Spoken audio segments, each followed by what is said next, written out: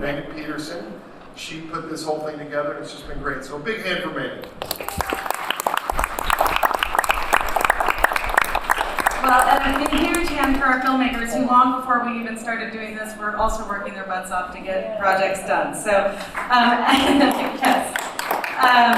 And we're here to celebrate that work and effort. And part of what we'd love to do with the panel is, for those of you who are interested in knowing about production and what it takes to make a film, or that this is a sort of a more general format that you can ask beyond just the scope of the movie, you know, ideas. And first I'd like to go down and introduce our very distinguished panel of people that we have. And then I have a couple questions, and then we can open it up to you guys as well to ask any questions that may be in your mind. So starting here, well, maybe I'll have you guys each introduce yourself, and then you can just give a little summary of your film, and we'll do it that way. Hello, I'm Kelly Skye. My film is showing tomorrow at 12:30. It's called Vana Street. It's about a women's seed saving cooperative in rural India. So they're facing some serious challenges agriculturally in that region, and this cooperative was formed to kind of address some of those issues. So it's relevant to this valley, I think, and I hope some of you guys come out and check it out. I'm Melinda Yagada. I'm with Luda, Passion for Architecture, a Life and Design. We just screened it for this panel. And it's about the first female architect in Santa Barbara, as well as the first woman who was a recipient from the West Coast as a fellow for the Architect AIA. And it's a beautiful film. It's a story of a woman who makes her way through a scholarship in a very male-dominated profession. Hey everybody, I'm Ross Williams. I directed Self-Inflicted, which played last night. It's a short, dark romantic comedy about a masochist looking for love. And then I'm also involved in a second film that played this morning called Be Yourself that my wife directed, but I produced and edited, and so I can answer any questions about that as well. Hi, my name is Claudia Ballard. I am associated with the film Old, which just played a little while ago before the panel discussion, and I'm the editor of the film, and I'll let Kathy, the producer, tell you about the film. Hi, I'm Kathy Rosselli, and I'm the producer-director camera person for Old. And Old is a film that explores the aging process, starting with very young children and ending with a 101-year-old. It's a documentary. I'm afraid to see that. I'm getting to the age where I'm afraid. I think you'll like it. I'm Megan Dean. I'm the writer of a film called West of Redemption, which I'm super excited to say got its very first seeds here in Etna when I was working on a film for Megan Peterson. So really, really happy to be here. And I'm Larry Estes, the producer of West of Redemption. I don't have any seeds, but I read Megan's script about 3 years ago and fell in love with it along with the director, who was supposed to be here but was thrown from a horse last Sunday and broke her neck. But I'm tweeting her. That's what we're doing. Our movie is you should probably describe it. No, you should. You're better. You're the writer. Okay. It's an adult drama mystery. It's a love triangle about two guys fighting over a woman that it takes a bit of the film to figure out whose relationship is what, but it moves very quickly. It's very fun and kind of life changing by the end. It's worth your while if you want to check it out. That's the producer's side. So there's no art in that description. Tomorrow night at 8. It says tomorrow night at 8. Tomorrow at 4. 4, sorry. 4, Why am I saying 8? Tomorrow at 4, yeah, West of Redemption tomorrow at 4. Right, thank you. So first of all, we've got a smattering of both documentary and narrative films up here, and I just would love to throw it out to kind of each of you. How did they come about? I know, as an independent film in general, every film kind of has its own blood, sweat, and tears that go into it, and it's, you get the idea, and then did you have to go around and beg to make it happen? Did it sort of fall into your lap? What was sort of the way that your independent film got made? Well, we'll start with Larry. might as well. I should let Megan actually start because by the time it got to me, it made a few turns. Let's let her talk a little bit about, because for a producer, normally we end up with a script or an idea or something, and it's kind of at that leaping stage. This is not one of those. This had a life of its own before it became a script, before I saw it. This is another thing that I owe to Megan Peterson's film, Heathens and Thieves. I was working as a production assistant on that film when it was shot here, 5 years ago? 6 years ago. And I met Tony Becerra, who was the first AD on that film, who was the person who basically runs the set. And Tony and I continued to be friends after I left. I also met a couple of actors on the film who inspired me to write the story. So when I had written the script, ultimately it made its way into Tony's hands. And Tony knew the director, Corey, was looking for material, passing along to her. So it's one of those kind of who you know type things. And it was a play before that, wasn't it? Yeah, it was a play before. And then, I wrote it as a play initially, and then was asked to adapt it into a screenplay, and then kept pushing it forward the best I could. So I'm, I guess, what you would call a zero-sum filmmaker. In other words, I don't have any money but my own to put into films.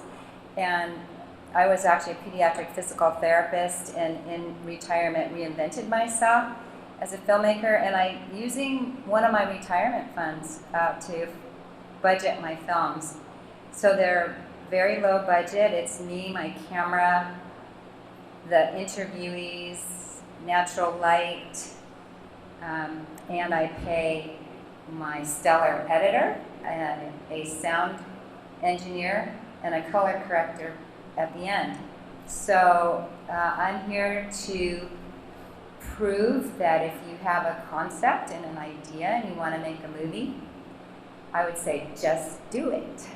I did go to school at College of the Siskiyous actually for 3 quarters and got and studied in their TV studio production, and that's a wonderful way to get introduced to filmmaking because you learn about all aspects of the process, about shooting, editing, sound, etc.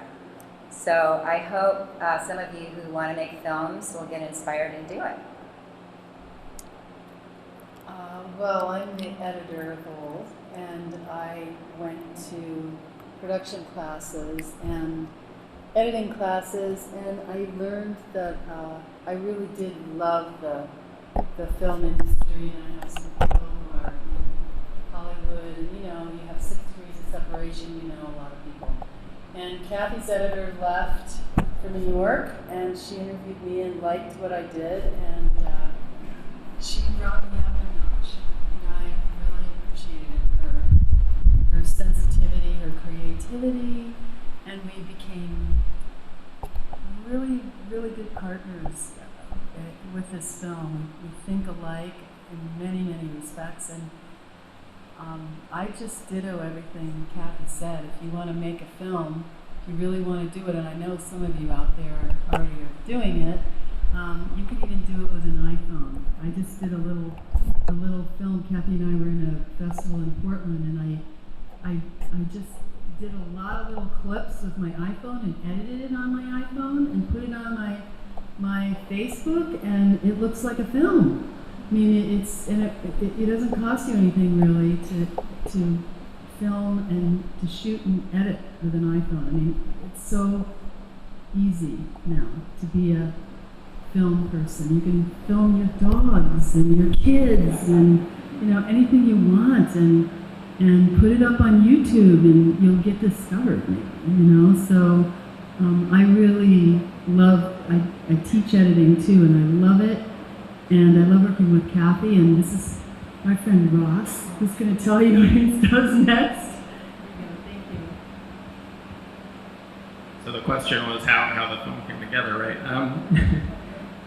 So Self-Inflicted, I met the writer Christopher Horton at a film meeting in Medford, and we were talking about scripts that he had, and a few of them sounded interesting, so he sent me a few of them, and one of them was Self-Inflicted. And normally I write all my own scripts, but this one really just kind of spoke to me. It's kind of this lovable loser who wears all his faults right out in the open, so everybody can see them. And so after we talked over the script, and he kind of gave me his blessing to go ahead and make it, I just kind of asked a few of my filmmaking friends to help me out, and we cast local actors based on roles I'd seen them in or other films I'd worked with them on, and we shot it over the course of about 2 or 3 months on a weekend here or there. That's one of the hardest things about no budget filmmaking, is actually scheduling people, because so many times people, you get 5 people all to say they're going to come that day, and then the day before one of them will drop out, and it just kind of all falls apart because they're a key piece or whatever. But so that's one of the hardest things about no budget filmmaking. And then so when we finished shooting it, it took about 6 months to edit, and I premiered it. I don't even remember what festival, but I don't know. It's shown about 7 or 8 festivals, and this is probably its last one. And it's online if you haven't seen it. Just kind of Google X-Rats, and you'll find me, and you'll find the film. So our documentary actually came out of the archive, and it was a real interesting process because there was a homeowner whose drawings were part of the George Washington Smith collection, and they were preliminaries by Luda Maria Riggs, and she said, "What should we do? Let's get this woman out there." So we toyed with the idea of either a documentary, an exhibition, or a small booklet, and in the end we've done all 3. The documentary was rapid speed. We pitched our idea to our director, who was at UCSB, Kumkum Bhavnati. That was in February. We finished wrapping up with our last edit in January. So we basically did this in 10 months. And it was a community effort because we raised all of our funding locally, which was extraordinary. And we had wonderful community support. And we premiered at the Santa Barbara International Film Festival, and it was a perfect place to start. So we're so pleased that the documentary has legs, because even though it's a Santa Barbara-based architect, the story is a universal story, and we're just so pleased that it has been able to be screened elsewhere, and we really achieved the goal which we wanted, which was to let people know about Luda Maria Riggs. So my film actually started when I was a student studying ecology and environmental science, so I was on a whole different track, and I went into a classroom and watched a film called Taking Root, and it brought me to tears, and I realized how powerful filmmaking was. So I started taking a few production classes, and I remember I had this really inspiring teacher who would say, "Hey, you can see their souls in their eyes," he was really into it, and it really got me, So I ended up getting a Fulbright grant, and Monastery was my first film, a Fulbright grant to go live in India for 6 to 9 months. So I was scared and excited, and I knew I wanted to make a film. Ended up in a very remote region of India. And I think one of the key things I've found since I've done some other projects in other countries is that connecting with an organization that is well established and has trust in an area where you're a foreigner and you're a filmmaker is really helpful to kind of get closer to the people that you meet there and have that trust right away in a foreign context. And then basically it was me and a good friend, a colleague of mine, that did everything, the cinematography, direction, editing, color correction, everything. So I learned how to do everything, and it's very accessible nowadays because cameras are getting cheaper, and the programs, if you sit down with them, they're definitely learnable. So I would encourage people to go for it.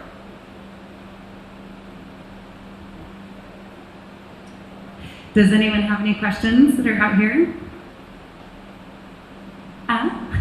I have another question for you, because for us, part of our mission here is trying to encourage people to come to Siskiyou County, and I want to know what role place plays in story, in getting something made, and what would attract you to a particular location as a filmmaker.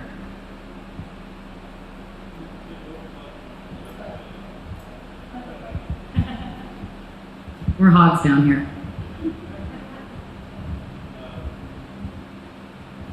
I hate to say this, but on a bigger feature, all considerations are budgetary. And if someone believes that they can save 5 cents on the dollar or even 3 cents on the dollar by going to one location instead of another, they will generally take it on a strictly monetary choice. I mean, the director may have a different feeling about it, but that's often I'm sorry. Hello, is that better? I don't know. I know in my own situation that I'm looking to save $1,000, $2,000, and if I can save $1,000 or $2,000 on even going to a different part of a town, I probably better take it because I'm going to need that somewhere along the line. And many compromises are made on things like locations, but if you can find a single geographic area that can take care of most of your needs, then you're really willing to compromise even more on the inside of that. Oh, if we can do everything here, then yeah, we can use that for a hospital. That's the best way to do it. The problem is when you get into a situation where you have to have a total company move to another city or another town where you have to pack everything in trucks and kill a day. So sometimes it may be between two areas of the state even where they're vying for 19 locations that if you add them all up, they can do it for X dollars, and the other place can do it for X dollars less 5,000 or something. You may very well end up going there, but that includes hotel. You have to have places to stay. You don't want to go somewhere to save on one thing and then find out that you have to pitch tents for most of the second assistants. To be able to have everybody nearby to work. For me, from a creative standpoint, obviously you want it to match the needs of the script itself, if you can. But the lower your budget, obviously, the more compromise there is. And I'm dominating this, and I'm sorry. That's all I have to say. Well, just on that, because you guys shot in Eastern Washington, was that actually part of the script, or was that something that you made a choice based on these factors? Reading the script, I have no idea where that was supposed to be. Is that fair to say? It took place anywhere where you had a remote farm. And one of our largest difficulties at the beginning was finding a single location that we could have for 4 weeks. And take over a large area rather than go rent a room in a house, which are generally cheap. And we started by telling our production partner in Spokane that we'd like this, or we'll do with that, but let me see what you guys have. And they showed us 19 places, as large as the large cattle ranch we ended up on, and as small as someone's ranch house with a garage next to it. We could have done it in either place. It wouldn't have had the same breadth of picture if we'd done it in a smaller location. But you look at every single location and say, talk me out of this for this money. And so unfortunately, pretty quickly you talk yourself out of most of them. We were just dumb luck. Had we known we were going to have a daily attack by Yellow Jackets, I'm not sure we would have done it. But there are intangibles. Does anyone else have about place or picking a place, how that factors in? I love this place. I want to make a movie here. The place for me is people's hearts. Doesn't matter where I am.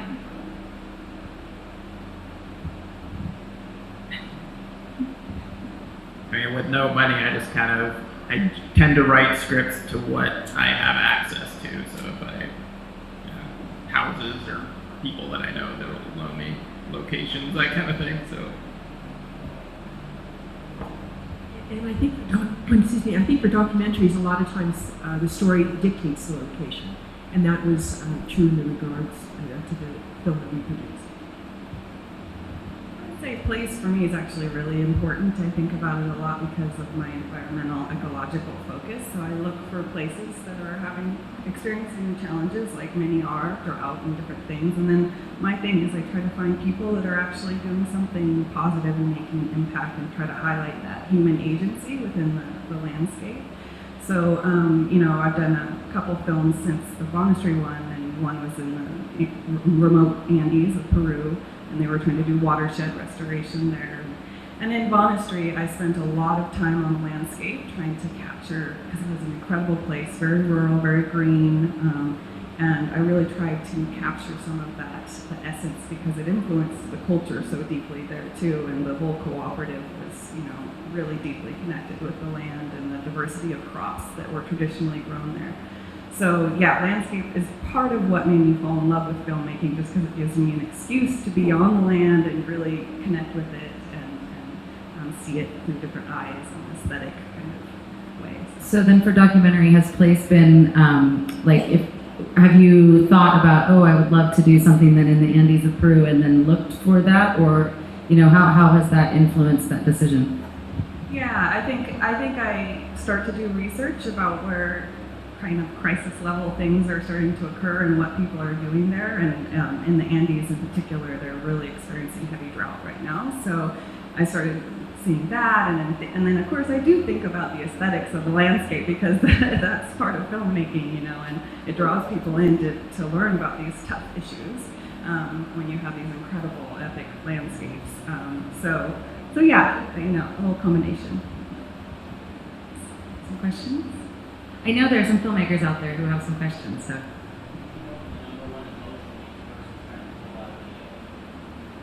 The question is the number one emotion that each filmmaker is trying to pull out of the viewer. We can start on this end.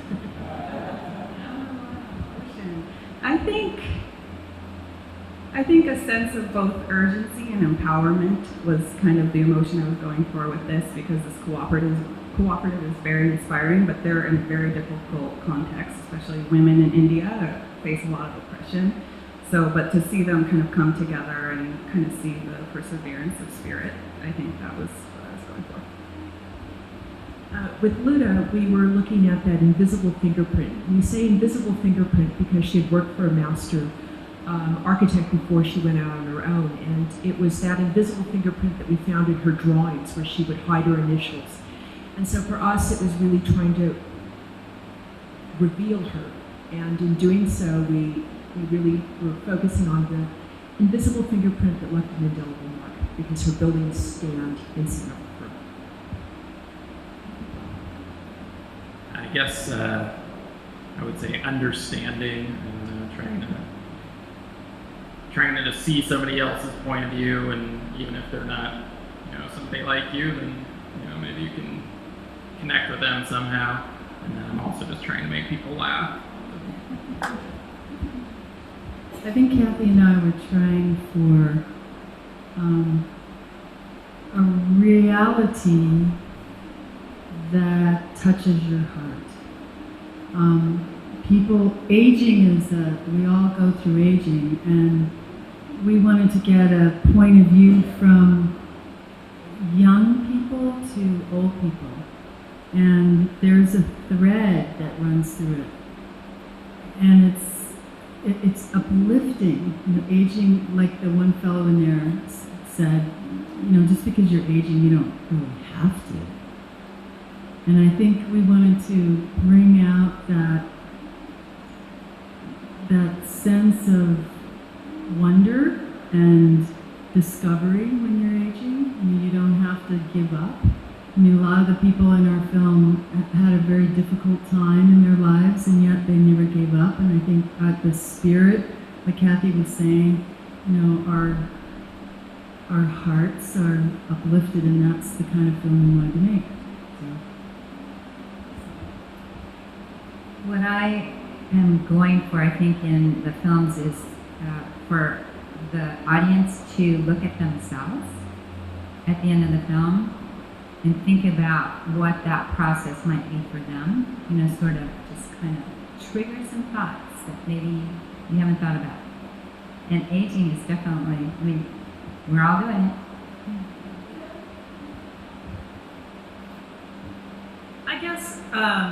I guess I would want people to feel initially regret, and ultimately redemption. Not to make too corny of a pun on the title. I was going to let you fight for this one. I was going to say my interpretation was, we were looking for a forgiving empathy, which seems to be kind of a thread through this entire panel, actually. That means it's an extraordinarily good question. Thank you. Anyone? We've got Serena back there.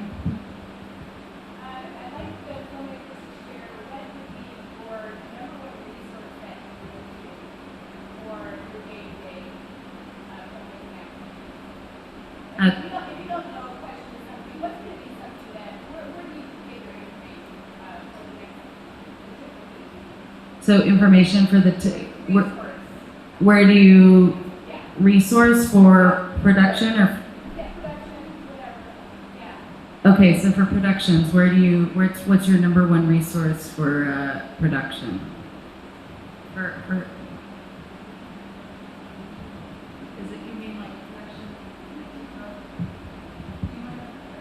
I mean like, you know, if you're stuck on something, where do you go and have yeah, mentors, I mean, just whatever. Who guides you through the tough times? What guides you through the tough times?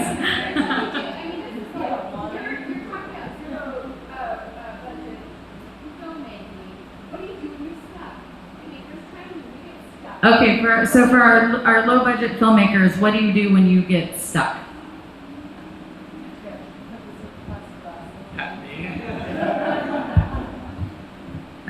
Well, mainly, I don't know. I mean, I've just kind of built up enough knowledge and equipment over the years that I can usually get through things on my own. But you know, I'll just call friends. I've got a lot of friends in the industry. I'm trying to think of like a specific example, but I can't. And then there's also a very good resource in Southern Oregon called Southern Oregon Film and Media, and it's like a large collection of people, from directors down to PAs, and so anytime you're looking for kind of a specific role or a specific piece of equipment, you can kind of reach out to that group, and that's been a good connection. So, and I think they have some reach down in Siskiyou County as well, so that's available to people in the area. It's a great question. When we got stuck, we would sit there and say, well, we'll look in the archive, but we started saying to ourselves, what would Luda do? And it kind of got us to pause, maybe go see one of her buildings and really have to get into her mindset. And so it really made us stop in our tracks and ask the harder question, what would Luda do? Because she wasn't there to answer. One of the things that we did is we stopped working on the film for a while. Actually, filmmaking is a very intensive process, and you spend hours and hours in front of computers and so on, and you get very close to your production. And so I know on a couple of occasions, Claudia and I just took a complete break. And then when we came back and looked, we had fresh eyes, and it made a big difference in terms of continuing on. And the other thing that I really like to do is run, if you will, drafts of the film by other filmmakers. And we had one particularly brutal session, But what came out of it was very important information, because we had so much footage that at first we didn't know how to narrow down the focus. And the folks that watched it really helped us do that. I think, I think it's I think just to kind of add to what Kathy said, if you get stuck on something and you're able to take it a step in the right direction in any way, if it's in a script stage and you can have somebody come in and read the script for you, or have a group of actors come in, they're going to inject new energy into it, because that's what it kind of means when you get stuck, is that you know, all of your energy sort of painted yourself into this corner, and you need sometimes an infusion from somewhere else. And even if they don't, you know, maybe you don't take their feedback specifically word for word, just having that energy come into it can really help you get unstuck. I not by choice, have worked on many micro-budgeted films, but my saving grace on those was if you don't have a deadline that some money person has told you to have, stop. Do something else for a while and let your battery recharge, because you know, alluding to what Megan said, that if you get down the rabbit hole, you're just going to spin your wheels and nothing's going to go on, your wings going to go dead. You really have to pull out of that at some point. And even on big films, the next thing that happens is letting people who have nothing to do with what you've just been doing for the last year take a look at what you've done. And even if they say something you don't like, it might bring something out of you that says, well, wait a minute, I'm going to stand up for that. I wasn't thinking that yesterday, but you know, that's important to me. I'm going to stick with that. And you're a jerk. I have to tell you very quickly, I did this movie with Bob Goldthwait about 25 years ago called Shakes the Clown. It was about an alcoholic party clown. And he wrote and directed the movie, and he had not done that yet. And we had a screening where you pay someone to go out and recruit people that have nothing to do with the movie and talk about it. And you normally sit in the back if you're the filmmakers and very quietly just, oh, very interesting. Well, as soon as one person said something negative, he says, hey, you're crazy, what's the matter with you? He started screaming from the back. And I learned that day not to really let directors go to those. Anyway.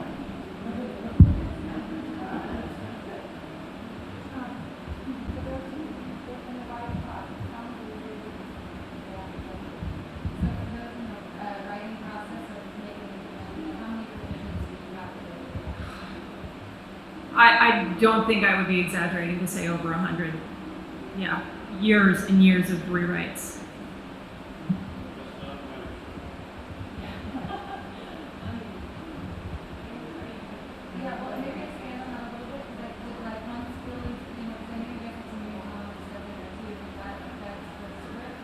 Not so much, actually. That okay, so it started out. I was gonna shoot a short film, and when I finished the short, I thought, no, there's more to this. So I expanded it into first a one act and then a full length play. I had a stage reading of the play after many revisions, rehearsing the stage reading. And then there was a producer who attended that reading who wanted to see it adapted into a film. So there was the first film adaptation that I wrote for him. There were several more versions. As I was trying to please that particular producer, he was not to be pleased. But somewhere in the process, we got to a version of the script which then got sent to Tony Becerra, which was passed along to Corey and Larry. They liked it. And then we started the real development process, which took about a year and a half. We were hammering away. We were getting stuck, actually. We were hammering away on certain problems in the script that just wouldn't go away. And finally, I said, you know what? We need to just completely revamp a certain element of the script, start from scratch. And we did that, and then that was the draft that finally stuck. So after that, there were only minor revisions, but that was the draft that we started moving forward with and got casting and all that kind of good stuff.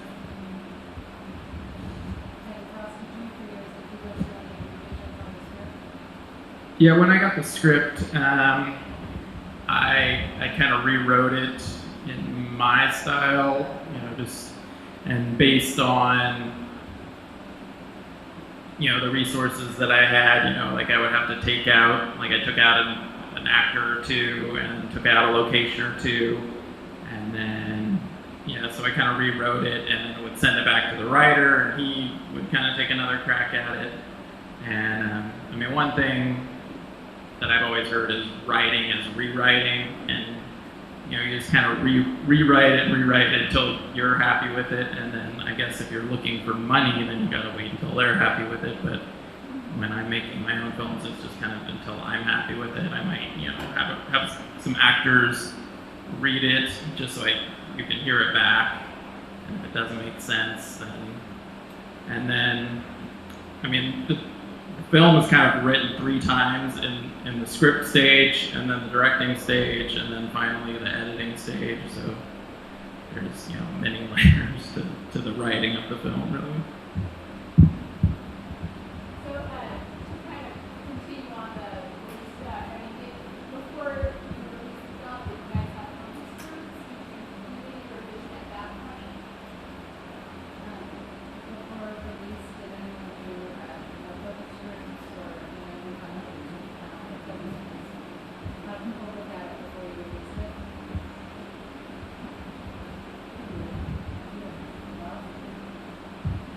Yeah, I've been involved in 86 movies. This is my 85th movie, I think. The question was the importance of focus groups, having live feedback from people who've seen it, rather than just watching. Because I'm kind of lazy about that. I like to sit in the audience with them and feel where their butts move. That's what I really want to know. Not personally, not individually. You feel it in the room. You definitely feel, even in a room of 5 people, you know whether someone's interested or not. When you do get to the part where you ask a few people, I start with, my first screening is generally three or four people. And that's usually the worst screening. It's usually the one where they say, I have absolutely no idea what you're trying to accomplish. And that happened on this. And once then you get kind of the big, those notes, and then you try a few things, and then you have 10 people look at it, and then see what they come up with. And when the fury dies down, then you start letting many people see it, and hopefully say nice things. But if you show something for the first time to a lot of people, bad idea. Because go to IMDb after that, and the comments are all over the place. What a piece of crap! Hasn't even come out or been edited yet, but it's really terrible. And you don't want that. You want to keep it close. Keep your enemies close at the beginning.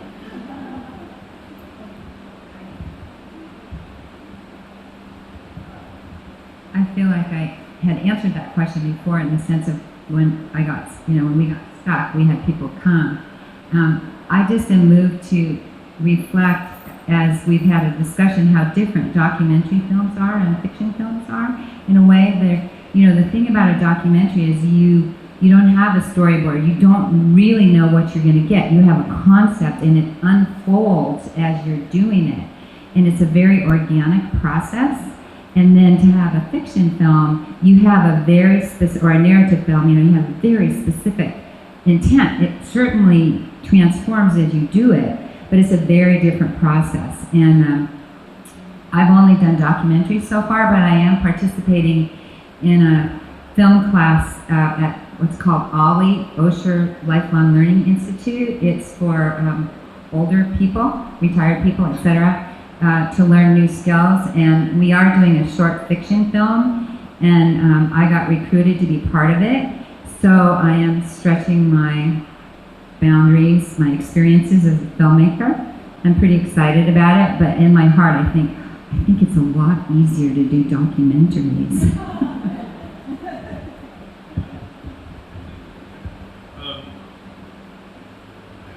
I worked on a documentary about 10 years ago called The Heart of the Game, which was about sexual politics in high school girls basketball in Seattle. Narrated by Ludacris, by the way. And picked up by Miramax. It was a real movie, and it cost about $200,000 to make on handy cams, and we got $1 million advance from Miramax for it before they buried it and killed it. But that documentary spent 7 years being made, and what it started out to be had almost nothing to do with what it was at the end. But when all was said and done, this is why I'm bringing this up, the Writers Guild wanted to have an award for screenplay of documentary. This was 8 years ago, and we got nominated for that.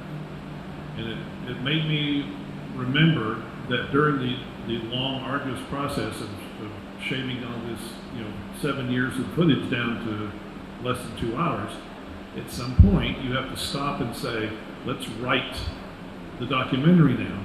Let's sit down and say, we know what we have, and even more importantly, once we make this process, we'll know what we don't have.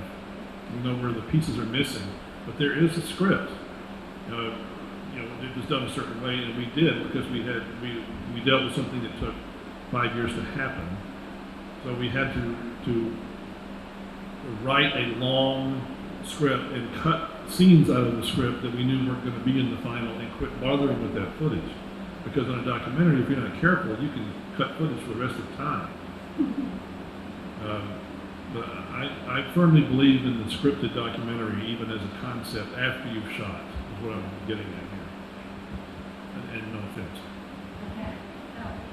No offense taken. I was just thinking of the process that you start out with. You don't, the whole point of not knowing what you're going to get.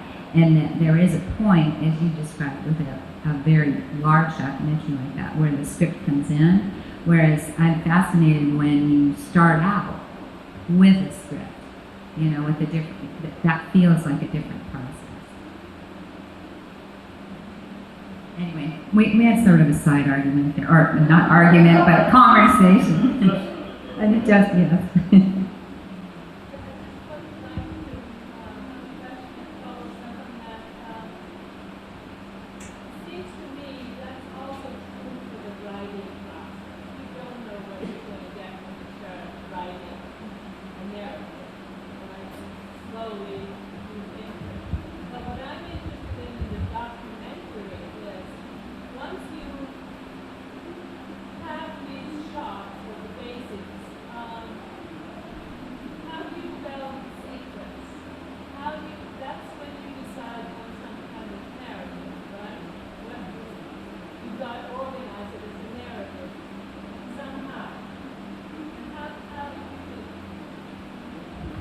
Are you asking me specifically, or just all of us? Oh, okay. Well, all of us, I think, have different styles as filmmakers. I'm kind of a minimalist. I read about Clint Eastwood and that he just takes one take and puts it together, and I just think he's a fine filmmaker. Not that I compare myself to him at all, but I thought, I want to do that. I just want to do one take and whatever. So I have a tendency to take what I get and edit it. So I have all these edited pieces when we put the whole thing together. And rather than have, hours and hours to then put together, at the end, all edited. So that's just my own personal process, and I've done that actually for all the films that I have made, which is very different than filming. I mean, I filmed for 18 months still, but when we got together, we just had about an hour and a half to cut rather than the 5 or 6 hours that I'd had before. So that's my answer.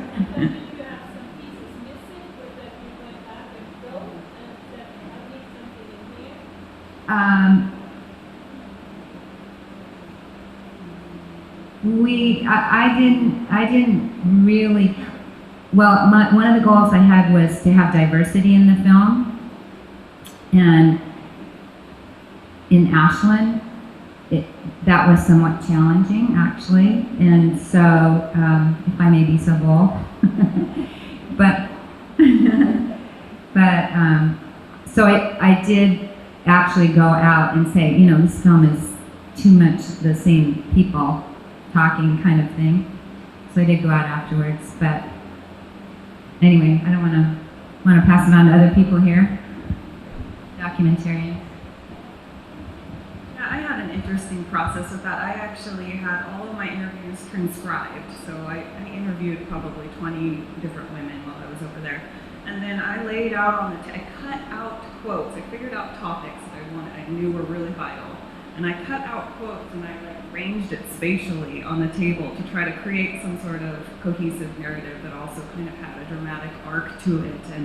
And then, so it's a lot like storyboarding, I think, with a regular narrative film. But you have the material, you know what you have, and so you know, I'd lay it out, and then I think, oh, that scene could go with that quote, and so it was kind of interesting to do it with physical paper and move it around like a puzzle. I remember my whole table just covered with stuff, so it was a fun part of it. When we were working on our documentary, you know, what we were doing is we were really looking at the changes that she's making in her own architecture structure. So we, in essence, were following the architect's arc of her career, but also wanted to end with how she also started. So we looked at the beginning, where she had worked with her, with George Washington Smith, and then we also ended where she ends up in the same place as he does, at death, right, in the cemetery. And for us, that was in many ways a natural arc to follow. So I think we were very fortunate with regards to that structure.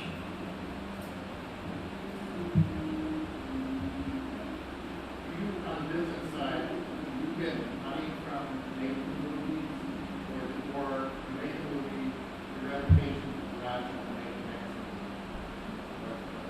I'm trying to figure it out. You all get paid that. You know, to answer your question, for us, we had a lot of volunteers. Nobody was really paid.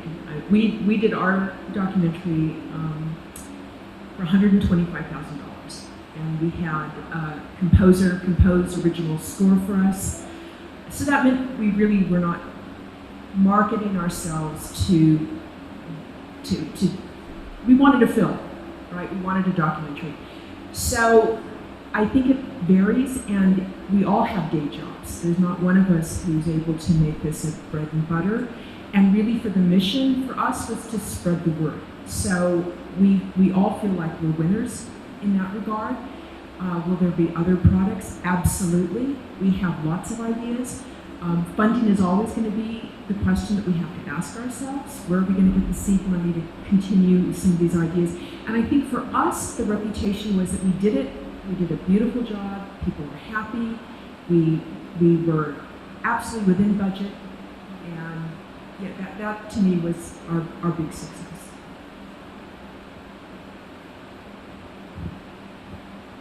My day job is actually, I run a production company, my own little production company, and I make local commercials and videos for businesses and so forth. And then so, since what I really want to do is make feature films, I kind of do this on the side for fun.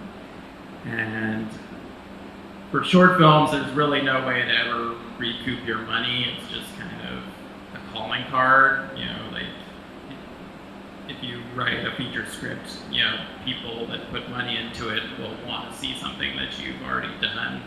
So that's kind of what these are. And then, they're out on YouTube and Vimeo, and there are people to watch, and you'll hear the lottery chance of people getting picked up by Hollywood studios that way, but that's kind of a long shot. So that's what I'm kind of doing. Well, I'm an editor, so I'm editing all the time. I have an office in Ashland, and I edit video for people who are in businesses and they want to tell their story online. So that's my day job. I'm also an innkeeper. I run a little inn at my place in Ashland. And I was going to say something, Darren, about just about your day job. And oh shit, I forgot. But anyway, I'll let Kathy talk, and if I remember, I'll tell you because it was good. It was good. Yeah, it was good. I mean. Well, I think I shared with you all. I fund my films with one of my retirement funds, and I did want to acknowledge I can't remember who said that you transcribed everything. I honor you. Oh my gosh, that is so much work. I think I'm too impatient. I mean, I just like watch the video and go, okay, that was the good part, instead of transcribing every single thing. Really, that's excellent. I wish I could grow up and be like you.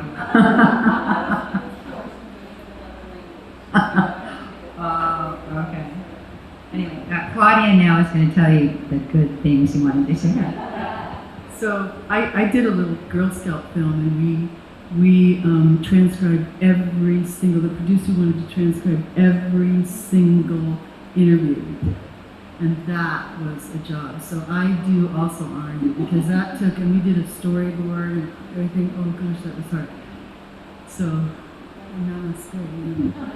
And I wanted to say that one of the things that filmmakers do, and I have several people, Kathy and I did it on a film too, is you go to things called Indiegogo or Kickstarter.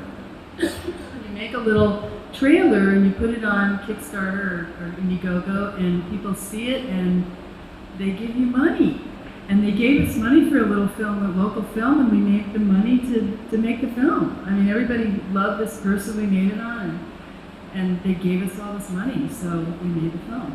So that's another way you can do it, is Kickstarter and Indiegogo. That's the cool thing I was going to tell you. But I was also in awe. You said we only had $125,000. I'm like, oh, what I could do with $125,000. Because when we did the Indiegogo campaign, we got close to $7,000, and we still made the film. But anyway, maybe someday I'll get $125,000. Yeah, I think it would be safe to say that everybody on this panel we're all independent filmmakers, so that means that we have to find funding for our projects independently, and that can happen at all different levels. So, maybe you're somehow able to find $1 million and everybody who works on the film gets paid.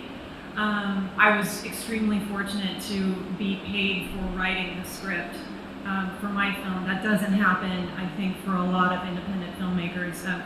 A lot of writers that are just getting their first film made, they're just happy to do it because they love doing it.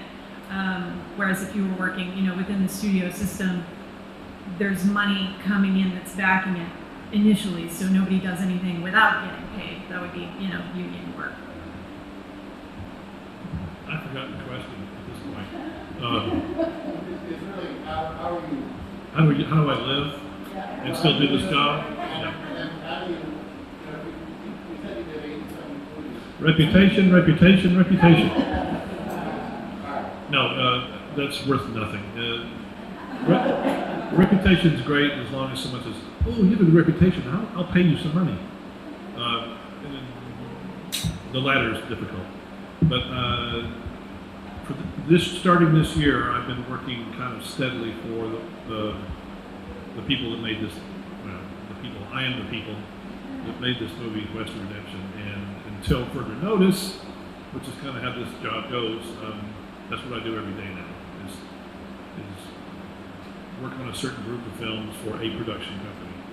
And that's kind of rare unless you're working for someone who supplies TV networks and movie studios for stuff. But I'm lucky right now that my day job is working on producing more movies and finding more material.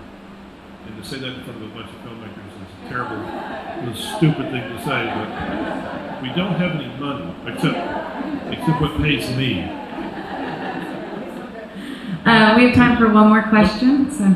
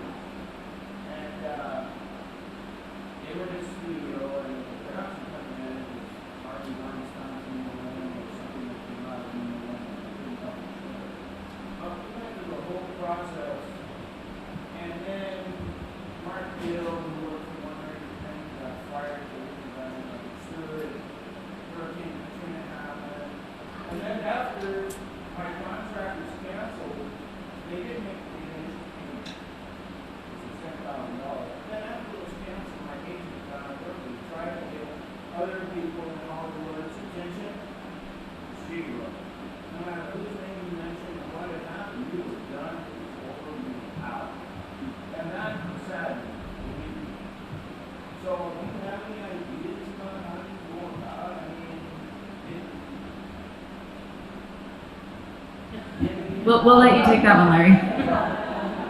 Change the title. Rewrite it. Change the names. Start again. You know, I hate to tell you this, but your story, I've had that. Your story's happened to me a bunch, and it's you can only be a virgin once in the sell a movie thing, and unfortunately, people look at something that's not worked out somewhere as, a dead issue. It's sort of a tainted, cursed project. And the only way to get around that really is to make it legendary by rewriting it, retitling it, pretending it's something brand new. And the fact is, the people that make the decisions when you make your first deal, they're all going to be gone in about a year, because no one stays in those jobs very long.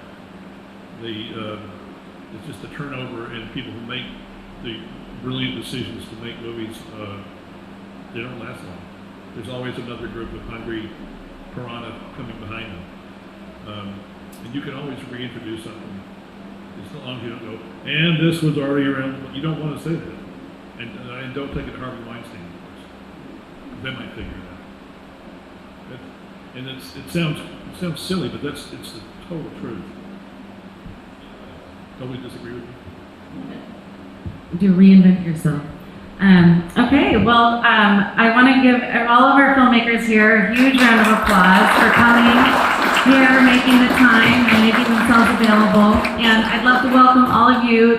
We are having a barbecue that is being put on by the Etna Brewing Company. That's all free for all of you. So go enjoy some food, mingle, and we will be back with The Truth About Lies, a really hilarious romantic comedy at 5:30 that I encourage you all to stay for and enjoy yourselves.